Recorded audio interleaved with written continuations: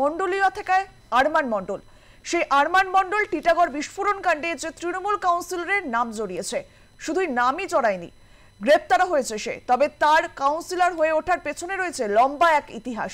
আরমানের councillor হয়ে ওঠার কাহিনী নিয়ে বিশেষ একটি প্রতিবেদন।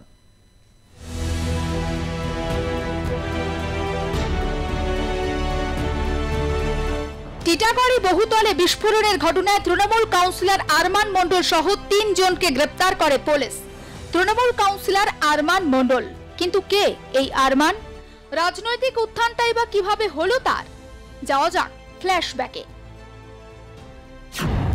মন্ডলুয়া থেকে আরমান মন্ডল কাউন্সিলর হয়ে ওঠার কাহিনী।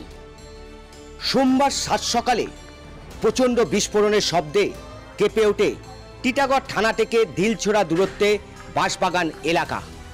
সেই বিস্ফোরণে উড়ে যায় বহুতলের একটি ঘর এবং সেই ঘটনায় গ্রেপ্তার হয়েছে টিটাগড় পৌরসভার ৪ নম্বর ওয়ার্ডের তৃণমূল কংগ্রেসের কাউন্সিলর আরমান মন্ডল। কে এই আরমান মন্ডল? মন্ডলিয়া থেকে আরমান মন্ডলই বা হলো কি করে পেল শাসক দল তৃণমূল কংগ্রেসের কাউন্সিলরের টিকিট? কামারহাটি থেকে অপরাধ জগতে পা রাখা আরমানের অপরাধ জগতে মন্ডলুয়া নামে পরিচিত ছিল। ছোটবেলা থেকে অপরাধ জগতে হাতেখড়ি, একথা জানেন স্থানীয় প্রায় প্রত্যেকেই। কামারহাটি থেকে বিটি রোডের ধারে টিটাগড় থানা, এর পাশাপাশি ২০০ মিটার দূরে বাঁশবাগান এলাকাও তার গড় বলে পরিচিত। আরমানের বিরুদ্ধে খুন, দাঙ্গা, হাঙ্গামা, তোলাবাজি ও মাদক সহ রয়েছে ৩২টি মামলা। উল্লেখযোগ্য হল পুলিশের গাড়িতে বোমা মারার ঘটনা। বাহুবলী আরমান জেলও খেটেছে বেশ কয়েকবার। ২০১৯ সালে লোকসভা ভোটে ব্যারাকপুর থেকে বিজেপির হয়ে জয়লাভ করেন অর্জুন সিং। তারপর থেকেই টিটাগড় এলাকায় শক্তি হারাতে শুরু করে তৃণমূল।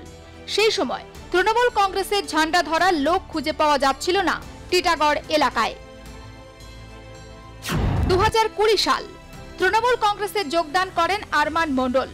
দলের ঝান্ডা ধরার লোক না থাকায় কিছুটা বাধ্য হয়েই ৩২টি মামলা থাকা সত্ত্বেও তাকে দলে নেয় শাসক দল। একে একে নিজের এলাকা টিটাগড় পুরসভার ৪ নম্বর ওয়ার্ড সহ বিস্তীর্ণ এলাকায় তৃণমূল কংগ্রেসকে শক্তিশালী হতে সাহায্য করেন আরমান। সাল ২০২১ বিধানসভা নির্বাচনে ব্যারাকপুরের তৃণমূল প্রার্থী রাজ চক্রবর্তীর হয়ে প্রচুর পরিশ্রম করে আরমান। রাজ চক্রবর্তীর জয়লাভের পিছনে আরমান মন্ডলের অবদান ছিল অনবদ্য।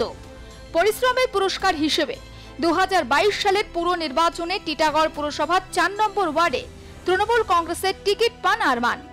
ভোটে জয়লাভ করে হয়ে যান কাউন্সিলর। শুধু আরমান মন্ডল নয়, টিটাগড়ের মোট ৫ বাহুবলীকে পুরসভা নির্বাচনে টিকিট দেন রাজ চক্রবর্তী। এ যেন লোহা দিয়ে লোহা পেটানোর মতো ঘটনা। জিজ্ঞাসাবাদ করার অধিকার পুলিশের রয়েছে এবং যাকে খুশি ডাকতে পারে আর কি। যাদের ব্যাপারে সন্দেহ হবে বা যাকে জিজ্ঞাসা করলে মনে হয় যে এই সমস্যার সমাধান হবে বা এই সমস্যার ইনফরমেশন পাবে তাকেই ডাকবে। সে একটা কাউন্সিলর হতে পারে, সে একজন এমএলএ হতে পারে, সে একজন এমপি হতে পারে, হোয়াট এভার, একজন সাধারণ মানুষ হতে পারে। আরমান মন্ডলের নামে ৩২টা কেস আছে পুলিশের খাতায়, এমন পুলিশের গাড়িতে বোম মারারও কেস রয়েছে। আমি জানি না সেটা। আমার পুলিশের উপর আস্থা আছে, অবশ্যই পুলিশ দেখছে সকাল থেকে। পুলিশ তো সবার প্রথম যখন ঘটনা ঘটে পুলিশ তো এসছে, পুলিশই পুরো ব্যাপারটাকে দেখছে। রাজনীতির মূল স্রোতে ফিরে কাউন্সিলর আরমান মন্ডল সমাজ সেবাও শুরু করেন। তবে পিছু ছাড়েনি তার পুরনো ইতিহাস। পুর নির্বাচনের সময় আবাসনের মালিকের থেকে ছিনিয়ে নিয়েছিলেন চাবি। সেই ঘরের মধ্যেই বোমা ফেটে ঘটে বিস্ফোরণ, আর সেই ঘটনাতে গ্রেপ্তার আরমান মন্ডল।